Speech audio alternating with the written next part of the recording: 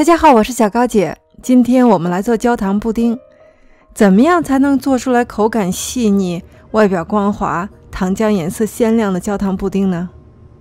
你不需要买专门的模具，平底的侧面也是平的就可以，有一点弧线也没有关系，小袋可以沿着转一圈就行。我用的这个模具直径大概是9厘米或者3.5英寸，它是6盎司的小碗。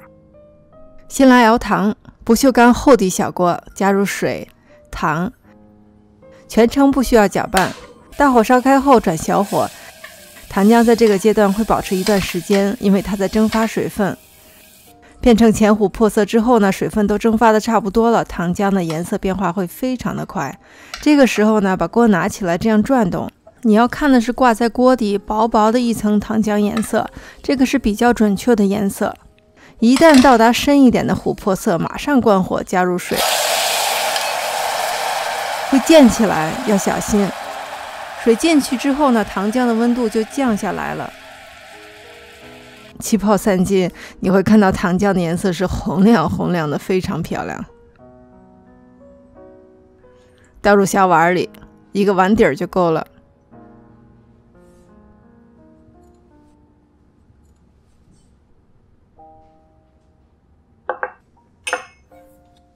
另外一个小锅，倒入重奶油、牛奶，奶油有利于布丁的凝固。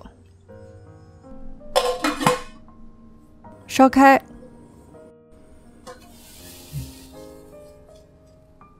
两个鸡蛋，糖，然后一点一点的加入烧开的牛奶。开始的时候加的慢一点，然后可以越加越快。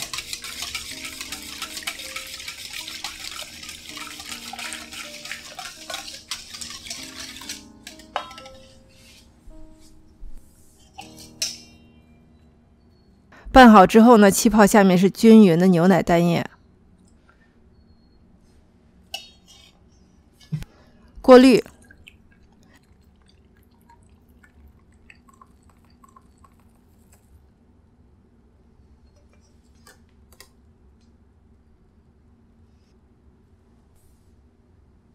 倒入小碗里，这个分量可以做4个，我只倒1个，剩下的蛋液一会儿用蒸的方法来做。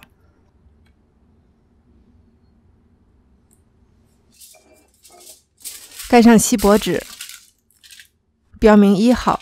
接下来我们做几个对比实验，同样的配方，材料减半，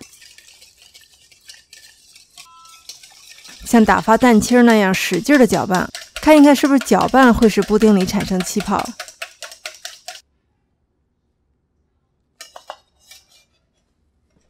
也没有过滤，直接倒入小碗。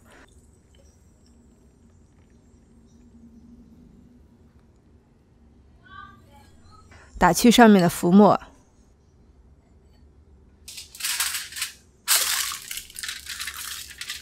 标上2。第3个，冰箱里直接拿出来的凉牛奶和奶油。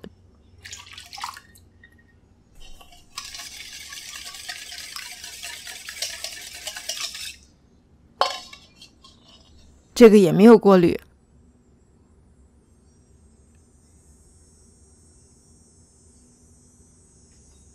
用铝箔纸包起来，标上3。倒入热水，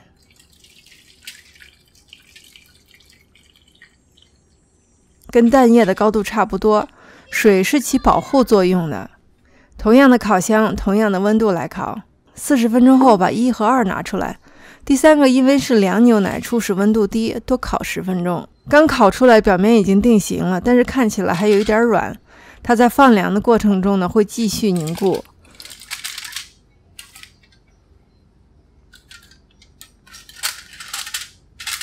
10分钟之后，3号也拿出来，没有打去浮沫，上面还留有一些气泡，没有关系，等一会儿看看内部结构。把它们完全放凉后呢，放到冰箱里1个小时，可以看到它们已经完全凝固了。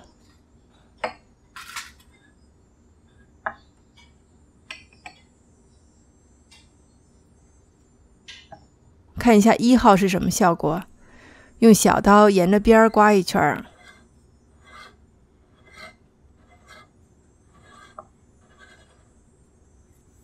倒扣，晃2下，你可以感到扑通一声。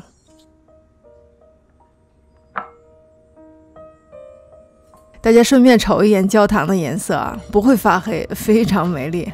让我先陶醉一下。好，我们言归正传，切开看一下内部结构，光滑细腻，没有气泡，焦糖的味道非常浓郁。看一下我们的2号选手，就是被猛烈击打出气泡的那一个。有没有出乎你的预想？外表光滑，也没有气泡。还不够信服，切开看一下横断面。虽然打出了很多气泡，但是单叶很稀，气泡马上就浮上来了，所以对布丁本身没有什么影响。那么气泡是哪里来的呢？看一下我们的3号，用凉牛奶做的，外围出现了细密的气泡，因为它在烤箱待的时间长，外围受热，蛋液里的水开始蒸发，变成水蒸气产生的气泡。现在我们来看一下蒸的效果。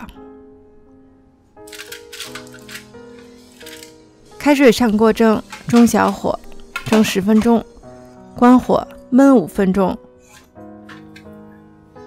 拿出来一个放凉，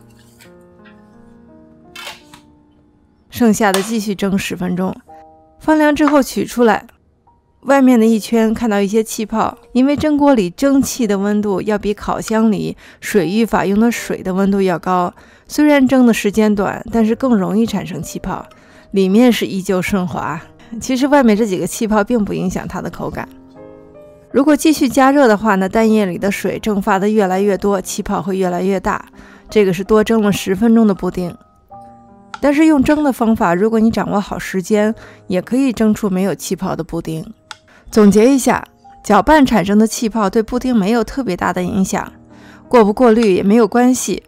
虽然凉牛奶可以使布丁成型，但是用热牛奶可以缩短烤的时间，减少气泡的产生。最主要的一点啊，就是你要把它烤熟，但是你不要把它烤过了。谢谢大家收看，我是小高姐，我们下期再见。